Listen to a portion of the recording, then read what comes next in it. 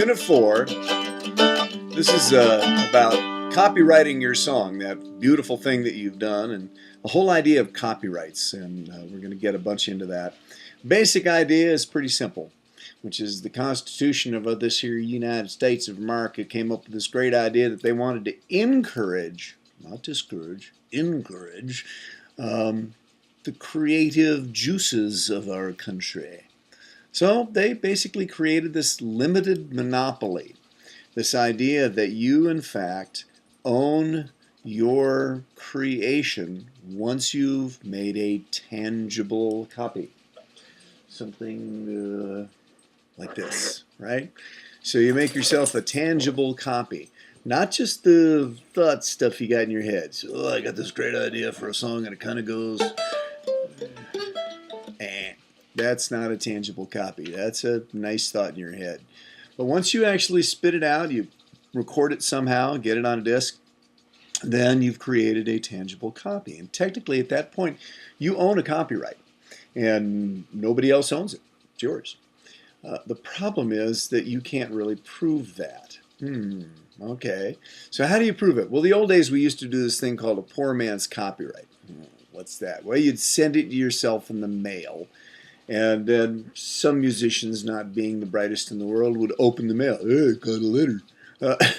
Which pretty much destroyed the federal stamp. So the idea is you'd send it to yourself, not open it, and it would lie around. And therefore it would have a federal stamp saying this is a date that this song existed. Well, that's really no protection at all, and you're going to see that. So what we're going to talk about here is all of the different issues with copywriting. Basically the ownership of a song. And it's done through the Library of Congress, and it's done with Form CO. And on Form CO are a whole bunch of categories. And the two categories that pertain to us, musicians, songwriters, and all that, are the category for PA, and I don't mean what you plug your amps into and your vocals into. What I mean is performing arts, because this, what we do, right, is a performing art. We perform it. It's not like the painting over there on the wall. So it's a performing art, and so the brain food, that stuff you came up with, the song, oh, I hate my mom, oh, I hate my dad, whatever it is you came up with. Sorry, that's terrible. But, you know, whatever brain food you came up with, that's your intellectual property. So you can protect that by checking the box for PA. Form. In fact, one of your assignments is going to be to go do this, all the way up to the point at which you use your credit card to do that, and then I don't want you to do that. It's no requirement that you have to spend any money, but you have to go through the form. So that's the idea. And then I don't want to see the form. I just want you to critique it. Tell me what the name of the song was and all of those kinds of things. You'll see very clear instructions on that. The other is for a sound recording. If you go and record something, I've just seen the face, I can't forget the time and place where me just met. She's just a girl for me, and I want the world to see we met. Line, line, line, line, line. You know, right? Beatles song.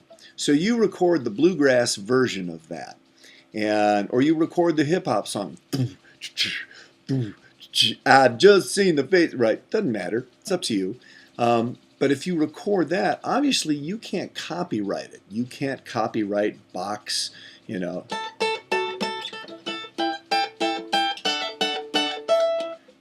Not going to happen. Already been written. But you can copyright your version of it. So in that case, you copyright your sound recording, SR. So those are the two kinds of things, and that's, you'll see in the assignment, I'm asking for what kind of copyright. And this is especially true of people who are playing symphonies or jazz musicians who record, standards or pieces of music that have been, and they're riffing over them. So these are the kind of issues that you will deal with in copyright, and it goes on. So you've got a couple of chapters and a bunch of handouts, and this may be the hardest unit in the entire course because it really involves a whole lot of concepts. I've tried to spell them out very clearly in Passman and your 4A, Unit 4A, Notes on Passman.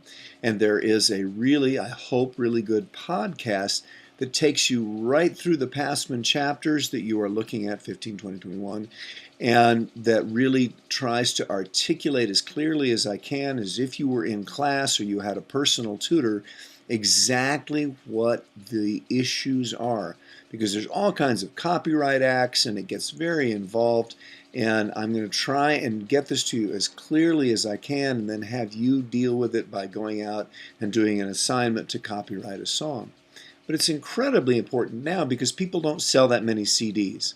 And where most of your money comes from, if you're going to be a recording artist or you're managing a recording artist, it's going to come from publishing.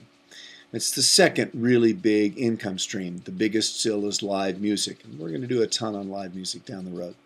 So that's it. Hopefully this gives you a good sort of start on it, and we'll sort of move it from there, and see you down the road. We have just